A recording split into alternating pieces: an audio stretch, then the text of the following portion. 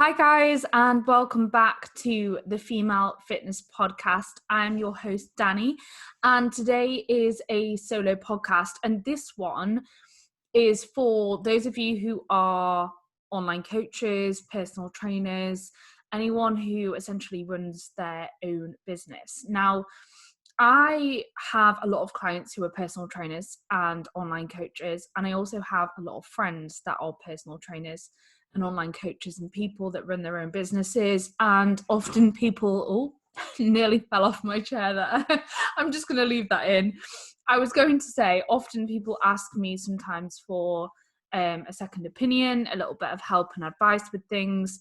And often I go through the same points with everybody. So I thought I would just make a podcast on it. Now, I'm obviously not an expert by any means, but I can talk from experience and discuss what has helped me with my business, my productivity, mistakes that I've made in the past, and where I'm at now. So I'm just going to share a little bit of my experience and talk through that, and hopefully it will be helpful for some of you guys. And like I said, I offer a lot of advice to friends, to clients, and I know that it has benefited people. So I thought I would just share that advice. And then if anyone asks me about my advice for business owners, for those of you who are trying to grow your personal training or online coaching businesses, I can just refer people to this podcast rather than repeating myself. So I hope you enjoy. Now, I'm going to touch on a few things that I was actually reflecting on during this weekend, first and foremost, because this weekend I went to Newcastle to see my sister with my cousin, and we went out for food and drinks. And in the past, I would have been sat at the table with my work phone under the table, replying to client messages, not being present with my sister, my company, who I was with, whoever that might have been, and also not producing my best work, because you're not going to produce your best work when you're replying to clients under the table discreetly, trying to hide it from your nan that's hating you on your phone at the table. So you're not giving your best self to either of those situations when you're trying to do things like that. It's not productive to try and do bits of work when you're at an occasion doing other things, because you're not giving your best self, you're not giving your full self to either of those two tasks. You're not giving your best self to being present with friends and family, and you're also not giving your best self to your client when you're replying when you're at another occasion. So you would be so much better off focusing on one thing at a time, enjoying the downtime when you're in a social situation with friends and or family, being present, enjoying just the moment and the experience. If there's food there, enjoying the tastes and textures of that food, enjoying some downtime, resetting your mind, making sure that you're living. Ultimately, life is way too short not to be present. Life's way too short not to enjoy the company of your friends and family and show those people how much you care about them. So you would be much better off just enjoying that occasion, and then when you're back in your work environment again, producing your best work and focusing on one thing at a time rather than trying to multitask. So my advice would be to focus on work when you are scheduled to be working and when you are in your work environment, and then enjoy being present with the people that you care about when you are in social situations, rather than trying to do both things at once, and rather than feeling like you have to be constantly working 24/7, because that used to be me and it still is me sometimes. I still have to fight that feeling of guilt when I'm not working. 100% I still have to fight that feeling, but I'm slowly learning not to feel that guilt, because like I said earlier, one, life is to be lived, and life is way too short not to do what makes you happy and not to enjoy the company of the people you care about. And second to that, I care about producing my best quality work, and ultimately my best quality work is not going to be done whilst I'm in a social situation trying to reply to client messages under the table. So it's not productive to work 24/7. It is productive to schedule in downtime and schedule in work periods and focus on one thing at a time. You are so much more likely to produce your best work doing that, and therefore serve your clients to the best of your ability whilst being able to live your life. And don't get me wrong, I work a lot and I work long hours, but in the times that I do allow myself to spend time with friends and family, I've learned that it's really important to be able to switch off and to fight those feelings of guilt when I am away from work, because it's not productive in any way to feel that guilt and to allow yourself to feel that way. So that's point number one. And you'll also feel a lot less stressed if you allow yourself to enjoy that downtime. And that reduction in stress will result in a better quality of life, better health for you.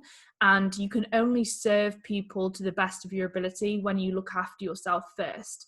If you neglect yourself, if you're run down, if your health and your immune system is compromised, if you can't concentrate properly, you're not going to produce your best work, and you're not going to be able to serve other people to the best of your ability. So if you care about the quality of work that you produce and being the best coach you possibly can be, the best businesswoman or businessman you possibly can be, you need to look after yourself first so that you're able to do that. What's the point in driving yourself into the ground, not being able to concentrate, not being able to produce your best work, and burning the candle at both ends, essentially, and not being your best self for friends and family, and simultaneously not producing your best work? You need to learn to be okay with spending time away from work. Like I said, I still work a lot, and I'm not saying that you should, go and spend time with friends and family and not work every single day at all. But I'm saying for the small amount of time that you are spending with friends and family, it's important to allow yourself to be present and to not feel guilty for that. And what I have learned to do recently is to time block my diary and schedule in downtime like I would do with work. So it might seem a little bit meticulous and a little bit over the top, but I will literally schedule in, like I would consult calls, like I would my check-ins, like I would my Facebook Live Q&As with clients. I will schedule in my downtime as well, so that I know if I've got downtime scheduled in, say with my sister like I did this weekend, for those hours, that is when I'm being present with my sister and I'm enjoying that downtime. And then in my work time, that is when I am fully focused on work. And that allows me to concentrate on the task at hand. And that downtime is scheduled into my diary, like I said, like it would be with work. So I know when it's coming. And that provides me with that nice little something to look forward to. And it makes me make the most of my working hours. I'm now so productive in my working hours because I know that I have X number of hours to complete a certain task, and then I move on to the next task or my downtime. And that makes those periods, those time blocks, more productive, because I know that time is limited, rather than thinking I'm working all day, so I've got all day to complete X, Y, and Z. I have time blocks throughout the day. So I know I have, say, 2 hours to complete training video feedback, and then I have to move on to check-ins. So I will smash out that training video feedback so I can then move on to check-ins, and I know that that's going to be complete. So time blocking is something that works really well for me personally. I also have learned to schedule in my time to eat and have at least 15 minutes to myself to eat a meal. And that really helps, because what I would have done previously is I would have wolfed my food down in a rushed state, and I would have felt very stressed, which would have resulted in crappy digestion, and therefore me not feeling my best self and not being able to produce my best work. And I wouldn't have been able to enjoy my meal. I wouldn't have been able to be present around it. I wouldn't have been able to be mindful with it. So it has really, really improved the way that I feel to schedule in time to eat. and it means that I'm never sort of getting to the end of the day and playing catch up, and my energy levels are much more stable throughout the day. So scheduling in like 15 minutes to eat each meal does me wonders, and is something that I would recommend you guys do too. And I also schedule in time to do focused study rather than just multitasking. I used to be really prone to sort of listening to podcasts whilst I was working, and the problem was, it's fine if it's a chilled podcast which you don't need to really focus on, but if it's a podcast that I really want to learn from, then I find that I need to sit down and focus on that podcast and be able to make notes on it, for example, rather than just listening to it whilst I'm programming someone's training. Because if I'm listening to a podcast whilst I'm programming somebody's training, I'm not going to be taking in all of the information from the podcast because I'm focused on the training program. That is my priority. My clients are always my priority. So I'd just be listening to a podcast in the background and not really taking any of the information in. So now what I do is I listen to a more chilled out podcast whilst I'm doing programming, something that maybe makes me laugh and that isn't so educational. And then I'll save educational podcasts or content from the Muscle Mentors membership site or content from Mass, and I'll listen to that in blocked out time periods for study, where I'm actually able to take in that information, make notes on it, and learn from it properly, rather than just listening to it in the background and not really being able to listen to it properly. It was just not so productive, and I think having time blocks for study is a much more productive way to go about it. That's what I found myself. So that's something that I would recommend you guys do that are personal trainers and online coaches as well. Make sure you schedule in time to study. You will never get to a point where you know everything. There is always, always, always more to learn.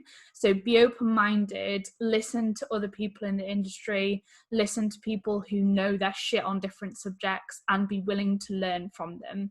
And you will serve your clients so well that way, and you will just evolve as you go through your coaching career. So don't neglect time for study and time to develop your skills as a coach. Another reflection or realization that I've had recently is that I have sort of audited and changed the way that I start my day. So I used to wake up feeling extremely rushed and anxious. I knew that I was going to wake up to a lot of messages, a lot of emails, a lot of check-ins, a lot of work to do. And that created a very anxious start to the day, a very rushed start to the day, and made me feel very stressed. And I'd almost force myself to dive straight into work. I felt like I couldn't waste a single minute. So I wouldn't even get ready properly. Like I would literally I'd get up from my bed, come straight to my desk and get straight on with work, because I literally felt like I couldn't waste a single minute, when in reality, that just resulted in me feeling very rushed and very stressed whilst working, which again did not produce my best quality work possible. So I now wake up and I go for a walk, or I do 15 minutes of yoga first thing. So I don't look at my phone and my laptop first thing in the morning straight away. I will wake up and I will be mindful and I will be present with myself. And I will set myself up for a more successful start to the day and a much less stressed, anxious version of me would head into work, which would therefore produce better quality work. And I've now, realized that, and that's something that I stay really disciplined and consistent with, and I don't let that slip now. So I either have to do 15 minutes of yoga, or I will go outside, get some fresh air, go for a walk. Sometimes I might listen to a podcast, sometimes I'll just walk and be with myself. And yeah, it's been a game changer, and I now feel so much better throughout the rest of the day as a result of doing that, rather than just rushing through everything and rushing myself straight out of bed to my laptop, to my phone, and being in a responsive state straight away. And that's been such a game changer for me. So that's something that I would recommend you guys do. It doesn't have to be yoga, it doesn't have to be going for a walk outside. You could maybe try some meditation. There are loads of different meditation apps out there. There's loads of meditations on YouTube. I just use a free YouTube yoga, so it's nothing special. Like, it's literally just, I just search for yoga on YouTube and find one that I like, or like I said, I'll go for a walk outside. But you could try some sort of meditation, you could do some journaling. Another thing I do is I plan out my week on a Sunday, and I plan out my day the night before, so I know exactly what I have to complete when I wake up. But again, I don't dive headfirst straight into work now. I will take 15 minutes in the morning to myself, being mindful, and then I will get into work in a much more stress-free, relaxed state, and I'll be more prepared and more productive as a result of that. So find your own morning routine. It doesn't have to be the same as mine, but I would recommend not literally getting up straight out of bed and rushing into work, because that's just going to produce rushed work, which is never the best, and you're not going to be your best self. You're not going to produce your best work if you rush straight into things. So yeah, just take 10-15 minutes for yourself in the morning. It's an absolute game changer, and get yourself ready properly so that you're prepared to start the day and you feel good in yourself. Another thing is, as well as that, like, if you get ready in a morning, like if you make yourself look presentable, you will feel more productive, and you'll also be prepared if you need to create any content, or if you need to do any Facebook lives, client calls, or anything like that. If you just go into your day and don't make yourself look presentable, you might, this is something I find personally, you might not agree, but I feel much more productive when I make myself look semi-presentable. Don't get me wrong, most days I don't wear makeup and things like that, but when I just make some sort of an effort and put myself together a little bit, I feel much more productive. And like I said, it means that I'm ready to produce content if I get any gaps, if I get any time to do so, and I don't have to mess about getting ready later in the day. So that's something that helps me as well. Another thing that's been a massive game changer for me personally is, rather than replying to messages from clients as and when they come through and getting distracted from the main task at hand, I now schedule a time block into my diary where I reply to messages and emails. So especially if you have your clients on WhatsApp, you don't want to be just replying to them as and when they come through as you go through your day with your notifications on, because if then you're doing a task like a podcast or a check-in, or if you're doing training video feedback and you see a notification pop up and you stop that main task to reply to the message, you're distracting yourself from that main task and your focus is interrupted, and therefore that's going to detract from the quality of work you're able to produce on that main task. So focus on one thing at a time. And like I said, I find it really useful to schedule a block in my day where I reply to messages and reply to emails. So I will turn my notifications off as I'm going through my check-ins, as I'm going through training video feedback. And then when it comes to my time block to reply to messages, I will get WhatsApp up or get True Coach up and reply to clients in that time block. And the replies will be better then anyway, and you'll be able to focus on what you're doing at each moment in time, again, rather than trying to multitask. You don't want distractions. You want to be able to get into a state of flow when you're doing your big work tasks, and that state of flow will mean that you're really able to focus and produce your best quality work. And you're not going to be able to get into that state if you've got distractions coming through every 10 minutes. You also need to set boundaries in both your work and your personal life and stick to them. So what I mean by this, and this is definitely something that I'm still learning, if you tell your clients that your working hours are, for example, between 7 a.m. and 8 p.m., then don't reply to messages past 8 p.m. because if you reply, they will get used to that and they will continue to message you past that time. If you are someone who hasn't set those boundaries, I would recommend that you enforce them. I certainly did not set those boundaries when I first started, and I've only really recently started enforcing them a little bit more. But it's really important, and it comes back to that first point where you need to be able to focus on one thing at a time. And if you're constantly working, you're not going to produce your best quality work. If you have that time where you're able to switch off, you're going to feel so much more fresh and ready to get into work when the time comes for your work blocks, when you wake up in the morning and it's time to work again. Don't feel like you shouldn't really be replying to messages like whilst you're eating your tea at 8 p.m. or whatever. Just be strong with your boundaries, whatever they are. Different people have different commitments. Your boundaries might be different to mine. Someone who, for example, is a parent and they have their kids at night, they might have to switch off earlier than someone who isn't a parent, and that's absolutely okay. Just set your boundaries and make them clear so your clients know when they can message you and expect a response, and they then respect that you have downtime and they know when they can message you as well. So that understanding will help both them and you. It's not just a selfish thing to do.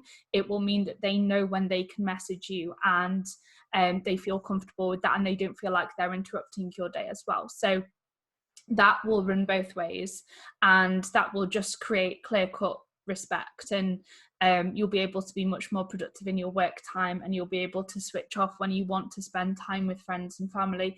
Obviously, there's times where these boundaries might be compromised to some extent when you're going through periods where you're really pushing from a business perspective, or when, for example, if you coach competitors, if you have clients competing in a show, then they might be an exception to those boundaries on a one-off when it's their show weekend. So boundaries might change, and working times and things like that might change. Just make sure that you're clear with your clients on what those boundaries are, and if they are changing, why they're changing, and just communicate. There should be communication both ways between coach and client, and it just helps if your clients know what to expect from you. I would also either advise having a different platform for client messages, so something like an app like TrueCoach, or I think there's My PT Hub, Trainerize, something like that, or a separate work phone. I personally have my clients on WhatsApp, but I have a separate work phone. So if, for example, I'm going to a family occasion where my focus is being present with my family, I can leave my work phone at home, or I can switch on to airplane mode, and I can use my personal phone for like taking pictures or whatever. So yeah, I would highly recommend having a different platform or having a work phone rather than having your personal phone for both work and personal things, because again, it just sort of makes it feel like you're working 24/7 if you have all of your work on your personal phone, and it's very hard to switch off. I know that if I had my work phone as my personal phone and I had that phone on me, I would not be able to stop myself from looking at the messages on that phone. Whereas with having both a work phone and a personal phone, if I literally leave my work phone at home, I can't access it. If I had it on me, I would look at those messages and start replying under the table, like I mentioned at the start of this podcast. But having those two separate phones really, really helps me personally. So that's something that I would advise. And I would advise not having your work phone, whether that's your phone or whatever, in your bedroom whilst you sleep, because you don't want to. I'd recommend this actually even with your personal phone. I'd recommend just not having your phone at all in your bedroom whilst you sleep, unless you absolutely have to. Because if you do that, if you wake up in the middle of the night, you're going to be tempted to check your phone or scroll through social media. You will also be tempted to scroll through social media before you go to bed or first thing in the morning, and you'll then be in a very reactive state if you do that. And you might get triggered by something that you don't want to see, and that might put you in a negative mood. If you've woken up in the middle of the night and you check your phone, you might not be able to get back to sleep. You're exposing yourself to blue light, which is not productive in the middle of the night. So taking your phone out of your bedroom environment whilst you sleep is something that I would highly recommend, and it's something that's been a game changer for me personally. So I live in a flat, and what I do is I leave both my work phone and my personal phone in like my living room plugged in, and I'll obviously go to sleep in my bedroom. So they're completely separate from me. If I need to put an alarm on, I will, and I can still hear it. I just have to get up and walk to the living room to turn it off, which is a productive thing anyway, because it gets me straight out of bed. So take your phone out of your bedroom environment. It is a game changer. If you absolutely cannot do that, I would put it onto airplane mode. So again, you're not tempted. You're not going to wake up in the middle of the night and see that you've got messages and start replying to people, or see that you've got notifications if you've got it on airplane mode, but you can still use it as an alarm. So if you can't remove your phone, put it on airplane mode. It's a game changer. Try and remove your phone from your bedroom environment, because it's great. And it also helps separate that work and that rest environment. So when you're in your bedroom, you know it's time to rest, time to sleep. When you're in your office or wherever you work, you know it's time to work. So separate those two environments, and that will be a game changer for you. I would also not ever recommend working in your bedroom. Again, for that same reason, you want to try and separate your work and bedroom environments, your work and rest environments where possible, rather than those two sort of intertwining into each other, and you feel like you're in your work environment 24/7 if that happens. And last but definitely not least, one of the biggest things that I've started doing recently that has helped massively is I have started getting help with my business and my finances. So I have recently been working with Dan Luke, who has been helping me with my business. He's helped me set up Educating 8. And it was so helpful to have his guidance, someone just to talk to about ideas and get a second opinion off, give me a little bit of direction, a bit of a push in the right direction. I'm someone who does doubt myself, so it helps massively to have guidance with my business. It's, you know, something that's been a game changer for me. So get help with your business and get help with things like finances, so you don't have to worry about that side of things and you can focus on what you're good at, that being coaching or personal training, as opposed to having to worry about all of these different elements of business, which shouldn't really be your main focus. You don't want to have to worry and stress about those things. I'm a massive worrier.